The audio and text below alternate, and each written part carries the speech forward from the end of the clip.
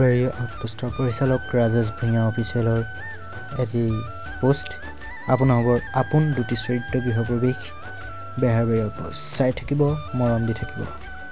script writer Pallav পৱন বৰাৰ এটি বিশেষ পোষ্ট একেখন ঘৰত আমি আকৌ একেলগে মৰম দি থাকিব আশীষ দি থাকিব আমাক আগৰ দৰেই বুকুত সাৱটি ৰাখিব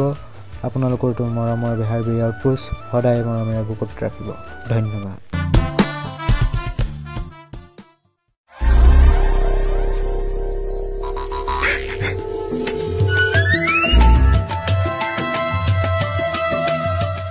নৰা ধমা হৈ নাদাও নেকি চা